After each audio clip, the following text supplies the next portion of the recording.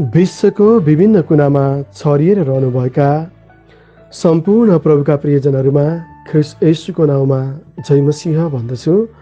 म pastor faith ground नेपालबाट विशेष गरिकन हजुरहरूको बिचमा यो समय परमेश्वरको जीवित वचनलाई लिएर आएको छु र आज हामी परमेश्वरको जीवित वचन विशेष गरिकन हामी मत्ती 16 अध्यायको हामी 26 पदबाट हेर्नेछौँ। मत्ती 16 को 26 मा यसरी लेखिएको छ, सारा जगत प्राप्त गरेर पनि आफ्नो प्राण गुमायो भने मानिसलाई के लाभ हुन्छ, अथवा मानिसले आफ्नो प्राणको सट्टामा के दिन सक्छ। यहाँनिर प्रभु येशूले प्रश्न गर्नुभएको छ, सारा जगत प्राप्त गरेर पनि आफ्नो प्राण गुमायो भने मानिसलाई के लाभ हुन्छ, अथवा मानिसले आफ्नो प्राणको सट्टामा के दिन सक्छ। आउनुहोस् हामी वचनबाटै हामी बुझ्नेछौँ। प्रार्थना गरिकन अगाडि बढौँ। प्रभु, म तपाईँलाई धन्यवाद दिन्छु समय तपाईँको वचनको निम्ति। यो समय तपाईँको वचनको रेभुलेसनलाई मण्डलीको बिचमा खोलिदिनुहोस्। पवित्र आत्मा, तपाईँलाई हामी स्वागत गर्छौँ। वचन बोल्ने र सुन्ने दुवैको मध्यस्थता पवित्र आत्मा तपाईँ स्वयं भइकन तपाईँको नियन्त्रणमा मार्ग निर्देशन गर्नुहोस्, येशू प्रभुको नाममा, आमेन। मण्डली परिवार, यो वचनलाई हामीले सर पढ्दाखेरि खासै हामीलाई केही जस्तो नलाग्न सक्छ, किनभने हामीले हल्का रूपमा लिन सक्छौँ। तर वास्तवमा यहाँ प्रभु येशूले अति नै गहिरो कुरा हामीलाई बताउनु भएको छ। किनभने कैयौँ पटक हामीले चाहिँ वचनको व्यवस्था गरेर वचनलाई फुटबल बनाइराखेका हुन्छौँ अनि वचनलाई हामीले हल्का रूपमा लिइराखेका हुन्छौँ।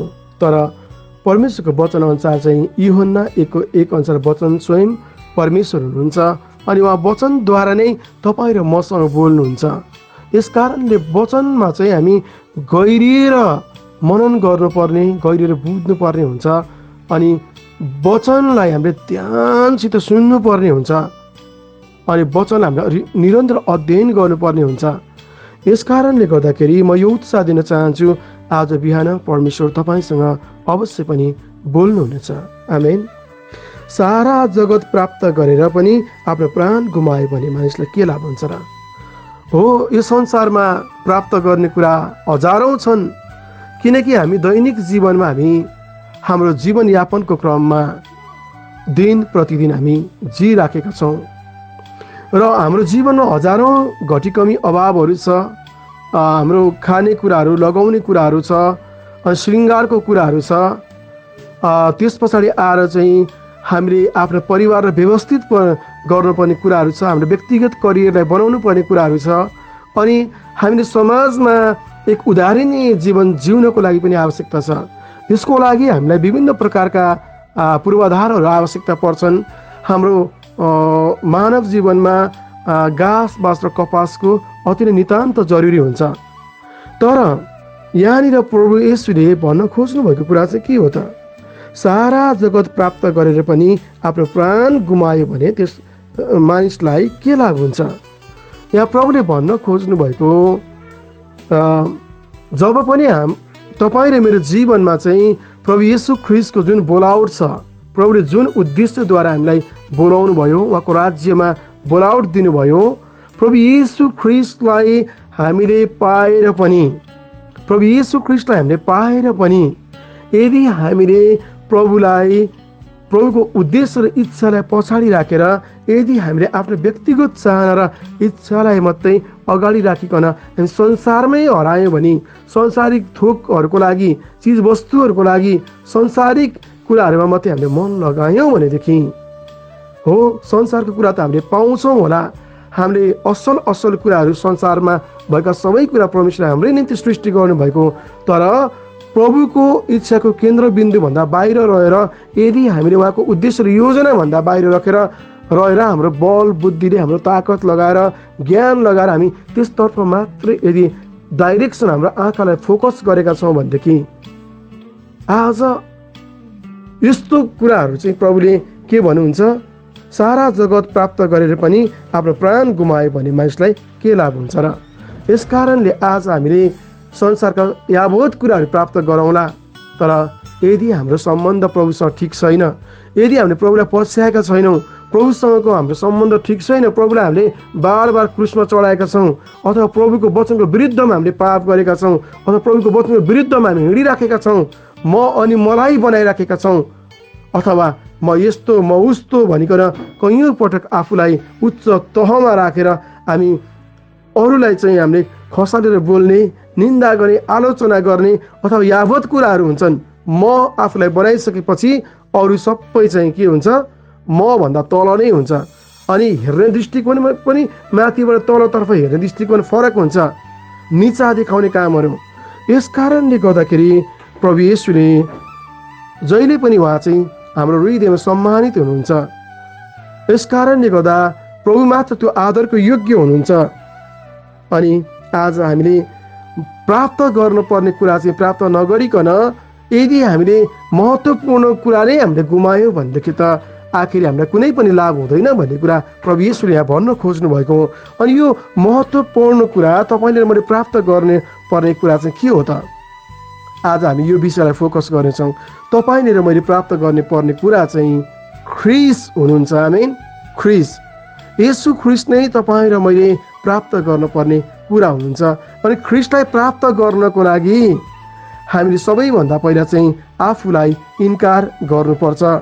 यो कुरा चाहिँ प्रभु येशूले मत्ती 16:24 बताइदिनु भएको छ आफ्ना चेलाहरूलाई।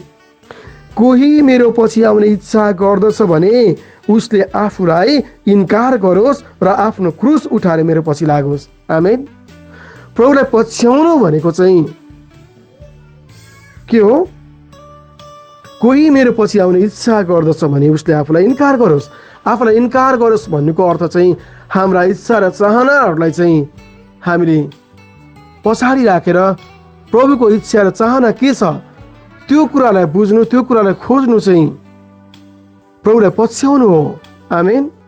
आफ्नो इच्छालाई इन्कार गर्नु, आफूलाई इन्कार गर्नु भनेको चाहिँ हाम्रा संसारिक आवश्यकताहरू छन्, जति पनि संसारतर्फको हाम्रो दृष्टिलाई चाहिँ हामीले परिवर्तन गर्नुपर्ने कुराहरू, अनि देखा सिकेका कुराहरू छन् जति पनि, ती कुराहरूलाई चाहिँ ती कुराबाट अलग हुनु अनि प्रभु भन्ने सफिसियन्ट भएर प्रभुमा समर्पित जीवन जिउनु हो। आमेन। आफूलाई इन्कार गर्नु भनेको संसारिक विलासिताबाट अलग गरेर ख्रिस्टको राज्यमा आफूलाई पूर्ण समर्पणता गर्नु, उहाँको उद्देश्य र योजना मुताबिक जिउनु चाहिँ आफूलाई इन्कार गर्नु हो। वचनको आज्ञाकारितामा आफूलाई समर्पण गर्नु, यो चाहिँ आफूलाई इन्कार गर्नु हो। यस कारणले जो ख्रिस्टमा हुनुहुन्छ, प्रभुको चेला हुनुहुन्छ, अनि प्रभुले आफ्ना चेलाहरूलाई चाहिँ यो कुराहरू बताउनु भएको छ। तब येशूले आफ्ना चेलाहरूलाई भन्नुभयो, कोही मेरो पछि आउने इच्छा गर्दछ भने उसले आफूलाई इन्कार गरोस् र आफ्नो क्रुस उठाएर मेरो पछि लागोस्। यहाँ आफ्नो क्रुस उठाउने कुराले चाहिँ आफ्नो जीवनमा आएका परिस्थितिहरूसँग म्यानिफेस्ट गर्दै, प्रतिकार गर्दै, ती कुराहरूसँग विजय प्राप्त गर्दै प्रभुलाई पछ्याउनु भन्ने अर्थ हुन्छ। आमेन। यस कारणले पहिलो कुरा चाहिँ हामीले आफूलाई इन्कार गर्नुपर्छ ख्रिस्टलाई प्राप्त गर्नको लागि। दोस्रो कुरा मूल्य चुकाउनु। अनि यो मूल्य चुकाउने सन्दर्भमा हाम्रा जीवन आएका परिस्थितिहरूप्रति कैयौँ पटक चाहिँ हामीले व्यापारमा घाटा बेहोर्नु पर्ने होला, अथवा हाम्रा आफन्तहरूबाट अलग्गिनु पर्ने कुरा होला, अथवा संसारमा हराइराखेका छौँ, संसारको भिडबाट बाहिर निस्किनु पर्ने कुराहरू होला, अथवा हामीले सबैभन्दा महत्त्वपूर्ण ठानिराखेको जो कुराहरू चाहिँ परमेश्वरको राज्यमा काम लाग्दैन भने त्यस्ता कुराहरूबाट चाहिँ हामी बाहिरिनु पर्ने कुराहरू हुनसक्छ। किनभने कैयौँ पटक हाम्रो सेवाकाईमा परिवारबाट पनि ठुलो बाधाहरू आउँछ। त्यस्तो समयमा कैयौँ पटक परिवारको घृणा, तिरस्कारहरूलाई हामीले सहनु पर्ने अवस्थाहरू हुन्छ। यो चाहिँ तपाईँ र मैले ख्रिस्टमा तिर्नुपर्ने मूल्य हो, चुकाउनु पर्ने मूल्य हो। अथवा निन्दित हुनु, खेदिनु, अथवा हामीले चाहिँ विभिन्न प्रकारका अभाव र घटी कमीबाट गुज्रेर कैयौँ पटक चाहिँ अभाव र रोग, बिमारी, हरेक प्रकारका परिस्थितिबाट हामी गुज्रदै भए पनि प्रभुको राज्य निर्माणमा हामी अगाडि बढ्नुपर्ने अवस्थाहरू आउन सक्छ। यी कुराहरू चाहिँ हामीले तिर्नुपर्ने मूल्य, प्रभुमा त्यो चुकाउनु पर्ने मूल्यमा पर्दछन्। मण्डली परिवार हो, कैयौँ पटक चाहिँ हामी प्रभुको खातिर चाहिँ जेल जीवन जिउनु पर्ने अवस्थाहरू आउन सक्छ। कैयौँ पटक चाहिँ हामीले आफूले चाहे जस्तो लगाउन चाहे जस्तो खाना हामीले नपाउन पनि सक्छौँ, अथवा कैयौँ पटक चाहिँ हाम्रा इच्छाहरू चाहिँ खोसिन्छन्। यस्ता किसिमका मूल्यहरू हामीले चुकाउनु पर्ने हुन्छ। मण्डली परिवार हो, सबै कुराहरू संसारमा राम्रा छन्। ती सबै राम्रा कुराहरू ले हाम्रो हृदयलाई चाहिँ त्यसतर्फ तानिराखेको हुन्छ। तर सबैभन्दा पहिला चाहिँ हामीले यदि प्रभुको महिमा नहुने कुरामा हामीले आँखा लगाएका छौँ भने ती कुराहरूमा चाहिँ हामीले मूल्य चुकाउनु पर्ने हुन्छ प्रभुको खातिर।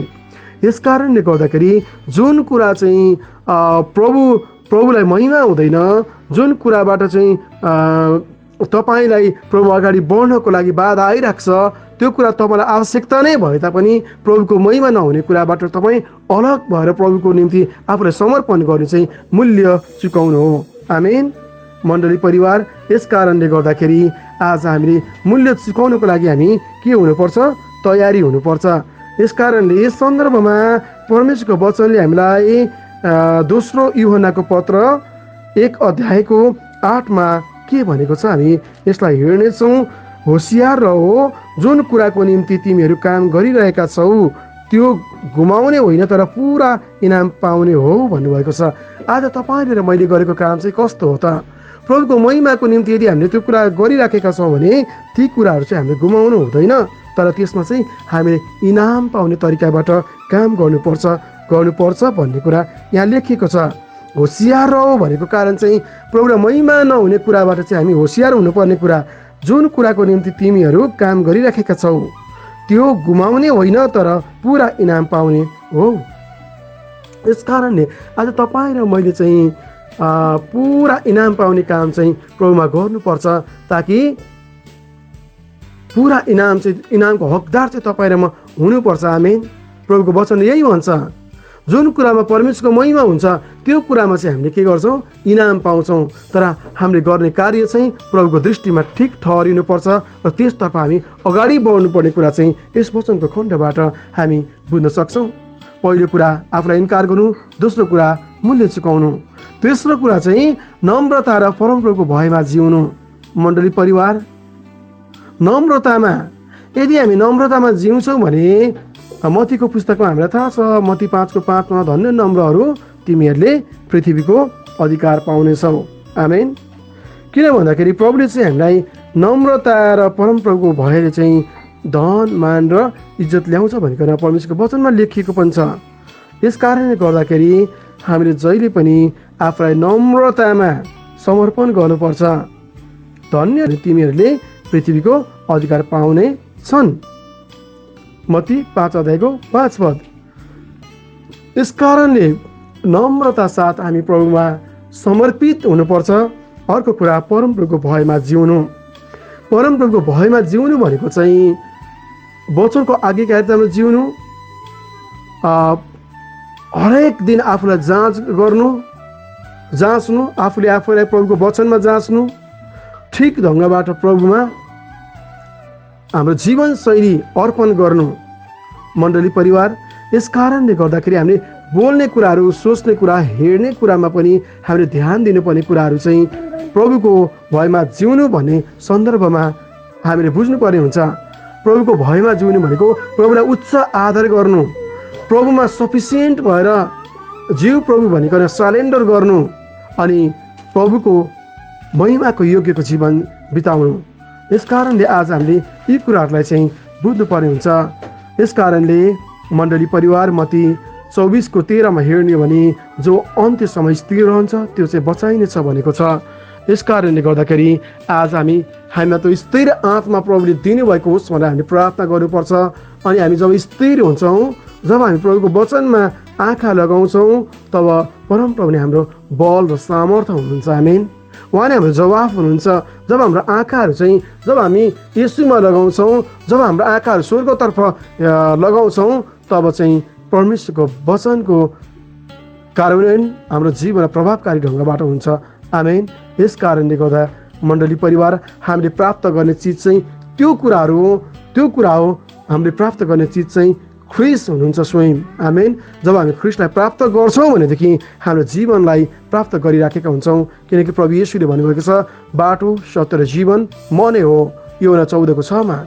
अनि जसले ख्रिस्टलाई प्राप्त गर्छ त्यसले जीवन प्राप्त गर्छ। आमेन। यस कारणले गर्दाखेरि अनि आज तपाईँले र मैले पाएको जीवन चाहिँ सित्तैमा पाएको जीवन यो चाहिँ ख्रिस्टको अनुग्रहद्वारा हामीले पाएका छौँ। ख्रिस्ट हामी भित्र हुनुहुन्छ, हामी भित्र उहाँ सम्मानित हुनुपर्छ। आमेन। मण्डली परिवार, यस कारणले आज संसारका कुराहरू प्राप्त गर्ने धुनमा हामीले यदि प्रभुलाई नै गुमाइ पठाएका छौँ भनेदेखि हामी यो बिहान पश्चाताप गरेर फर्कियौँ। हाम्रा हरेक क्रियाकलाप, हाम्रो चालहरू प्रभुमा ठिक हुन सकोस्। होइन भने प्रभुले भन्नुहुन्छ मत्ती 16:26 सारा जगत प्राप्त गरेर पनि आफ्नो प्राण गुमायो भने मानिसलाई के लाभ हुन्छ, अथवा मानिसले आफ्नो प्राणको सट्टामा के दिन सक्छ भनेर प्रभुले भन्नुभयो। आज तपाईँले मैले हाम्रो प्राणको सट्टामा के दिन सक्छौँ प्रभुलाई? हामीले के पनि दिन सक्दैनौँ। यदि हामी प्रभुको वचनको आज्ञाकारितामा जिएनौँ भनेदेखि त हाम्रो हिस्सा त प्रकाशको 20:14-15 मुताबिक चाहिँ दोस्रो मृत्यु अर्थात् आगो र गन्धक हुनेछ। यस कारणले गर्दाखेरि आज हामी अनन्तताको भागीदार हुनुपर्छ र प्रभु नै सारा ब्रह्माण्डको अधिपत्य मालिक हुन्छ, उहाँ क्रिएटर हुनुहुन्छ, उहाँ सृष्टिकर्ता हुनुहुन्छ, उहाँ तपाईँ मेरो पिता अब्बा हुनुहुन्छ। आमेन। यस कारणले आज संसारका कुराहरू प्राप्त गर्ने चक्करमा त्यो धुनमा हामी प्रभुलाई नबिर्स्यौँ अनि प्रभु इच्छालाई हामी उहाँको हृदयलाई दुखित नबनाऊ। हामी प्रभुको राज्यमा एक असल उहाँको सेवक सेविका र उहाँको छोराछोरी भएर हामी जिउन सकौँ। आमेन। आउनुहोस् प्रार्थना गर्नेछौँ। प्रभु म तपाईँलाई धन्यवाद दिन्छु यो बिहानी तपाईँको वचनको निम्ति। तपाईँ येशूको नाउँ उचालिएको होस् पिता। प्रभु तपाईँको वचन मुताबिक आज बिहान तपाईँको लक्षित केन्द्रबिन्दुमा प्रभु अगाडि बढ्नलाई तपाईँको पवित्र आत्माको मार्गनिर्देशन अभिषेक दिनुहोस् र तपाईँको अगुवाई दिनुहोस् पिता। र तपाईँबाट प्राप्त गर्नुपर्ने जीवन प्रभु अनन्तताको जीवन हामी हरेकले प्राप्त गर्न सकौँ। तपाईँको वचनको आज्ञाका ठिक जीवन जिउनलाई, तपाईँसँग सम्बन्धमा ठिक रहनलाई अनुग्रह गर्नुहोस्। येशू प्रभुको नाममा amen. God bless you all.